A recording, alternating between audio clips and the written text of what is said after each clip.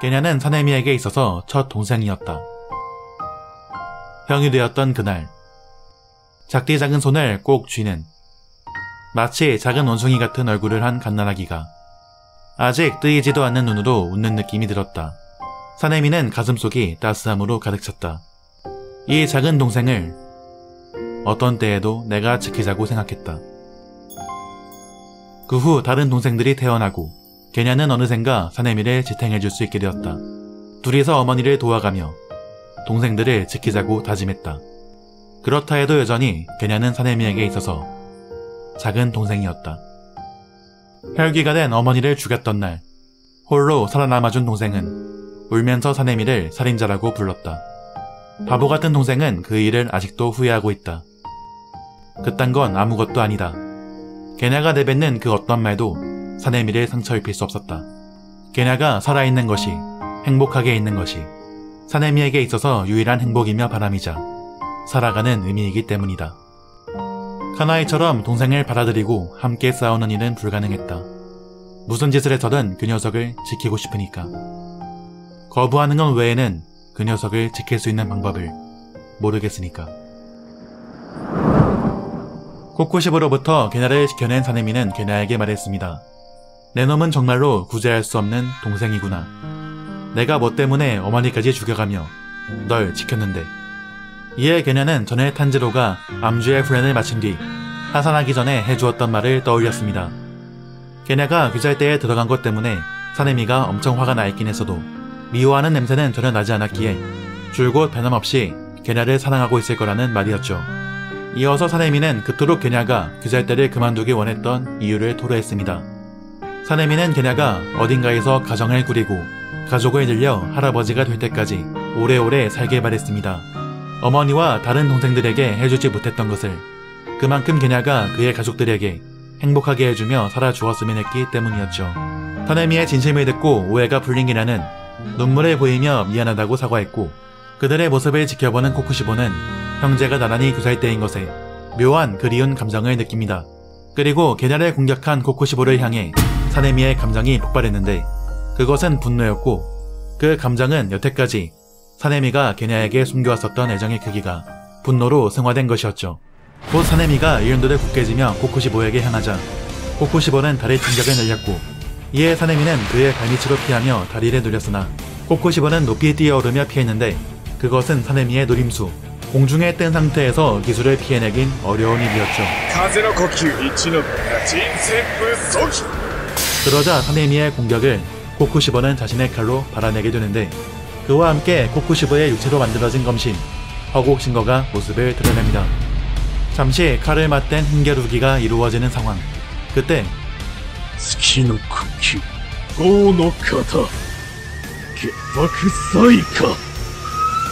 코쿠시보는 칼을 휘두르지 않고도 발의 공격을 만들어내 사네미가 뒤로 물러서게 만들며 계속 공격을 이어나갔고 이에 맞서 사네미는 바람과 조선까지 뒤엉키며 공망을 주고받은 코쿠시보와 사네미. 코쿠시보는 현재 사네미의 육체화 기술이 전성기에 이르렀다며 제법이라고 평가하는 자신보다 하수를 대하듯 여유롭게 말했으나 이에 반해 사네미는 코쿠시보의 기술에 소름이 멈추지 않을 정도의 위압감을 느끼고 있었습니다. 코쿠시보의 기술은 공격의 형태가 불규칙하며 변칙적으로 비틀렸고 오랜 경험을 통해 배양된 감각 없이는 대응하기 어려웠습니다. 더욱이 기술뿐 아니라 본디 재생력, 신체 능력이 높은 혈기가 호흡까지 사용하며 속도와 공격력을 더욱 높여가고 있었죠. 사네미는 무이치오가 당할 만도 했다며 압도적인 상현의 일의 힘을 재미있고 죽일만 나는 혈기라고 표현했습니다.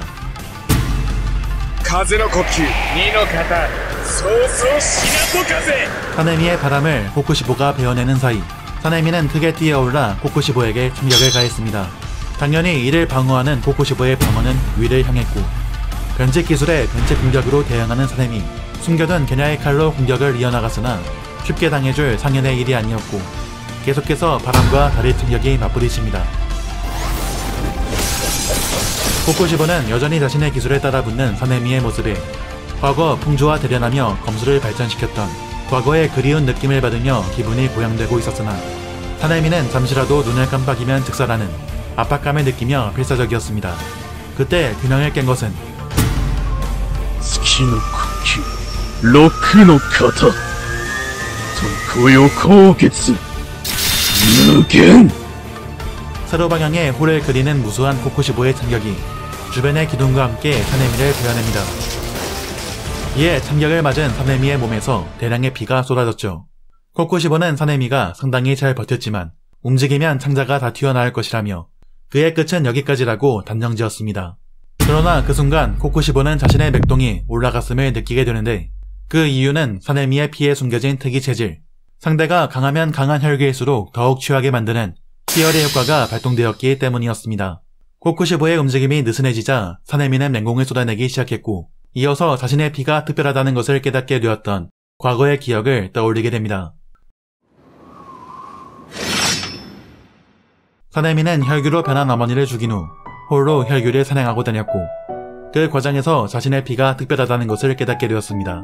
그가 어린 몸으로 혈귀가 된 어머니를 죽일 수 있었던 것도 사네미가 출혈하자 혈귀의 동작이 둔해졌기 때문이었죠. 동생인 게냐는 구해낼 수 있었지만 다른 가족을 지켜내지 못하고 어머니를 죽인 죄책감 때문이었을까요? 갈 곳을 잃어버린 바람은 밤속에서 마구 발버둥 쳤습니다. 혈혈단신 산더미 같은 무장을 하고 혈귀와 싸워나갔죠. 운 좋게 살아남을 수 있었던 것은 희열로 혈귀를 취하게 만든 덕이었습니다. 그러던 중 같은 혈귀를 쫓다가 만나게 된 귀살대원 쿠메노 마사치카를 통해 육성자를 소개받게 되어 귀살대에 들어가게 되었는데 사네미는 알고 있었습니다. 선량한 인간부터 차례대로 죽어나가는 이 세상의 부조리를 말이죠. 그는 마사치카와 함께 하연의 일을 쓰러뜨렸으나 정작 주가 된 것은 사네미 혼자였습니다. 계속해서 공격을 이어나가는 사네미. 하지만 사네미가 희열덕에 계속해서 맹공을 퍼부으며 필사적으로 공격했음에도 코코시보는 취기를 즐기며 공격을 발아내고 있었고 곧 그는 사네미의 칼을 발로 밟고 그의 목을 향해 칼날을 휘둘렀습니다. 이때 사네미는 마사치카가 죽은 뒤 풍주가 된 첫 주합회의에서 큰 어르신 우부야시키 카가야와의 첫 만남을 떠올리게 되죠. 당시 사네미는 남은 고통받고 있는데 웃고 있는 카가야의 모습에 부하가 끌어올랐습니다. 그는 카가야가 목숨의 위협도 없이 편하게 위에 앉아 태연히 지시만 내린다고 여겨 그동안 억눌러왔던 모든 불만을 쏟아냈습니다.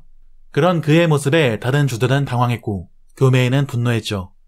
그러나 카가야는 미소 지으며 사네미가 계속해서 말하게 두었습니다. 그러자 사네미는 카가야가 연기를 하고 있는 것이고 대원들을 그저 쓰고 버리는 졸로밖에 여기지 않을 거라고 독설을 내뱉었습니다. 그 이유는 귀사를 하는 조직을 통솔하는 사람이 무술도 칼도 배워본 적 없는 자라는 것을 사네미는 한눈에 알아보았기 때문이죠. 그런 자들 큰 어르신으로 인정할 수 없었습니다. 그러나 그의 독설에도 카가야는 슬픔이 감춰진 듯한 옅은 미소를 지으며 미안하다고 말할 뿐이었고 자신이 검객이 될 수 없는 이유를 말해주었습니다. 몸이 선천적으로 약했기 때문이죠. 카가야는 괴로운 일만 다른 이에게 맡겨 미안하다고 사과했습니다. 그런 카가야의 행동에 사네미는 말문이 막혔는데 카가야의 눈빛은 어머니를 연상시켰으며 그에게서 어머니와 같은 자애심을 느꼈기 때문이었습니다. 이어서 카가야는 대원들이 쓰고 버리는 말이라면 자신 또한 그저 귀살대를 움직이는 장기말 중 하나, 쓰고 버리는 말이라고 말했습니다. 누구 하나 없다고 해서 멈출 일 없는 조직, 하나의 세포가 사라진다면 다른 세포가 그 자리를 대신해서 움직이는 귀살대는 하나의 유기체처럼 움직이는 조직인 셈이었죠. 또한 주합회의에 처음 온 사네미의 착각을 바로잡기 위해 말했습니다. 자신은 높은 사람도 뭣도 아니니 그런 형식에 연연하기보다 차라리 주로서 인간의 목숨을 지켜달라. 그것만이 자신의 바람이라고 말이죠. 그리고 사네미가 익히 아는 이의 이야기를 꺼냈습니다. 마사치카가 죽은 지 얼마 되지도 않았는데 사네미를 주합회의에 불러들인 것을 사과했습니다. 사네미는 주가 아닌 마사치카의 이름을 알고 있는 카가야의 말에 깜짝 놀랐습니다. 이때 옆에서 지켜보는 카나에는 큰 어르신은 당주가 된 이래 죽은 대원들의 이름과 내력을 전부 기억하고 계신다고 말해주었고 이는 사네미가 처음 오해하던 카가야는 대원들을 쓰고 버리는 졸로밖에 여기지 않는다는 말을 반증하는 것이었습니다. 직접 현장에서 같이 싸운 사네미조차 죽은 대원들 모두의 이름은 기억하지 못했으니까요. 이때 카가야는 사네미에게로 걸어 나왔는데 마사치카가 남긴 유서를 전해주기 위함이었죠. 혈기와 싸우다 언제 죽을지 모르는 귀살대원들은 미리 유서를 써두는데 그 내용은 신기할 정도로 거의 유사했고 마사치카도 그러했습니다. 그는 사네미를 죽은 자신의 남동생과 겹쳐보고 있었습니다. 사네미의 찬란한 미래를 빌며 웃는 낯으로 살아가길 바랬죠. 설령 그때 자신이 살아서 그 사람 곁에 있을 수 없다 해도 그가 살아주길 바라는, 끝까지 살아주길 바라는 내용의 유서였고 이는 게냐를 향한 사네미의 마음과 같은 것이었습니다. 사네미가 게냐를 생각하는 마음을 마사시카의 유서를 통해 나타낸 것이죠. 사네미는 자신의 목으로 향하던 코코시보의 게냐를 총으로 막아낸 뒤 방어쇠를 당겼습니다. 그러나 생채기조차 낼 수 없었고 곧 코코시보의 검신에 달의 충격이 생성되기 시작합니다. 月の首、三の風、延期月、光。 사네미에게 향하는 무수한 달의 참격. 그러나 달의 참격이 향한 자리엔 흙먼지만이 일며 사네미의 모습은 사라졌는데 어디선가 들려오는 쇠사슬 소리. 코코시보는 한 규잘대원의 존재를 느낍니다. 그의 정체는 규잘대 최강의 주, 암주 히메지마 교메이였죠. 11개월의 최강 코코시보와 규잘대의 최강 히메지마 교메이의 만남. 이것은 더욱 처절하고 본격적인 운명적 싸움을 예고하는 것이었습니다.